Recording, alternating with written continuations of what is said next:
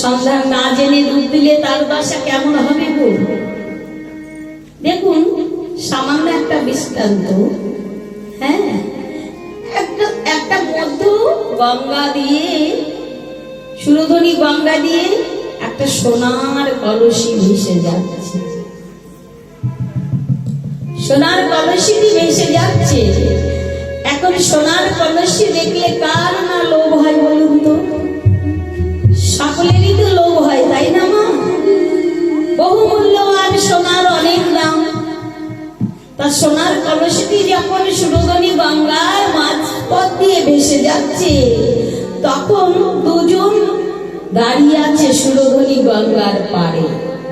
দাঁড়িয়ে দাঁড়িয়ে দেখছে, আহা, বহু মূল্যবান কলসি ভেসে চলে যাচ্ছে। যদি একবার কলসিটিকে আনতে পারতাম, হ্যাঁ কি ভালোই না হতো। তবে আনবো কেমন করে? আনতে গেলে তো জলে ঝাঁপ দিতে হবে। তার দুজন দাঁড়িয়ে দাঁড়িয়ে দেখছে, ওই দুজনের মধ্যে একজন বাবা সাঁতার জানে আর একজন সাঁতার জানে না। তার দুজনাই, ওই যে সাঁতার জানে সে আগে ঝাঁপ দিয়েছে, আর তার দেখা দেখি যে সাঁতার জানে না সেও ডুব দিয়েছে, ঝাঁপ দিয়েছে। হাড়ে দৃশ্য। কিন্তু কিছু সময় পরে ঘাটের কূলে গিয়ে দেখা গেল দুজন আবার একসঙ্গে ভেসে উঠেছে। কিন্তু বাবা, একসঙ্গে ভেসে উঠলে কি হবে? দুজনার দশা দুরকম। যদি বলে দুজনার দশা দুরকম, মানে সেটা কেমন? বলি একজন তাজা, একজন মরা, একজন তাজা, একজন মরা। ঘাটের কূলে গিয়ে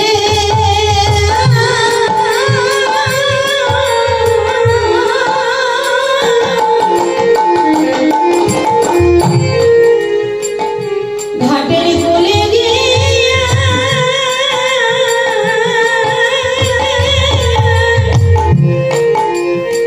কূলে গিয়ে দেখা গেল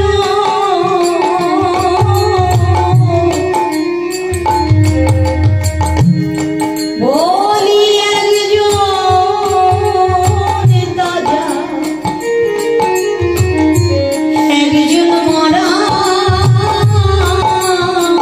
ঘাটের কূলে গিয়ে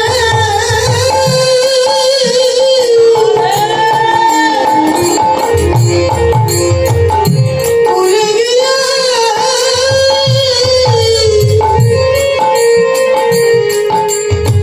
দেখা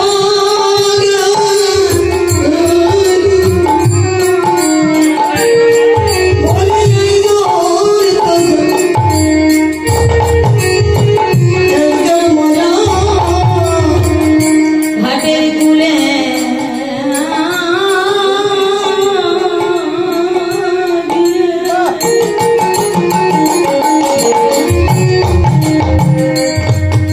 কূলে গিয়ে দেখা গেল একজন তাজা, একজন মরা।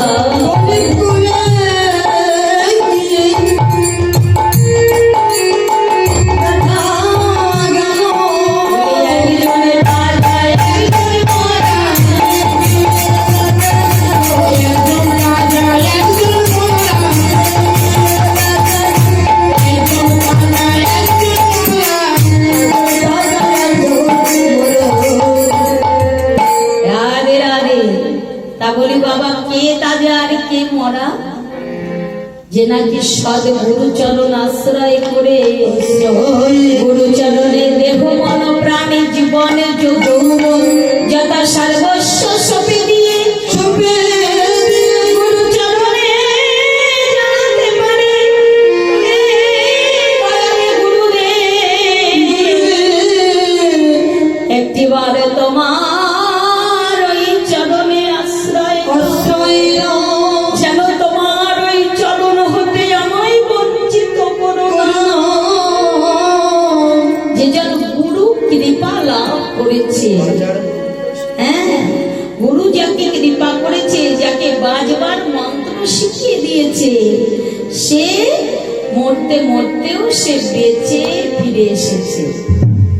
আর যে নাকি গুরু চরণ আশ্রয় করেনি, সে বাবা মরে ভেসে উঠেছে। হরে কৃষ্ণ, সে মরে ভেসে উঠেছে। তাই নাগরী বললেন, নাগরী আমি যখন কিছুতেই তাকে ভুলতে পারছি না। হরে কৃষ্ণ,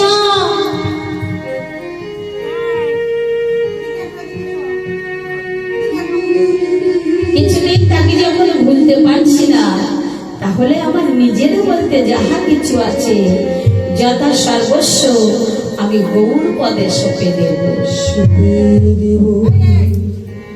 যদি দুঃখ পেলে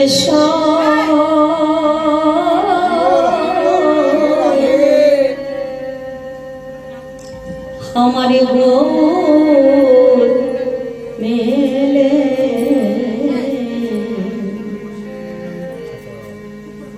আমি দুঃখ সাগরে, আমি দুঃখ সাগরে মাইব আমারে দেহ তোরি।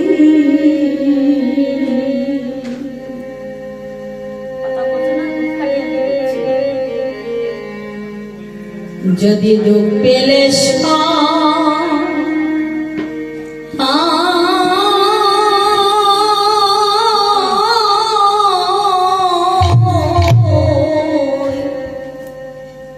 আমার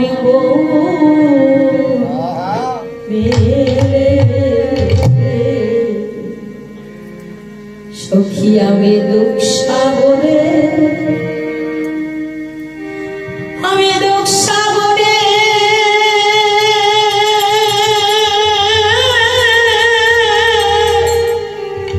বাইব আমারে দেহ তোরি। সখী আমি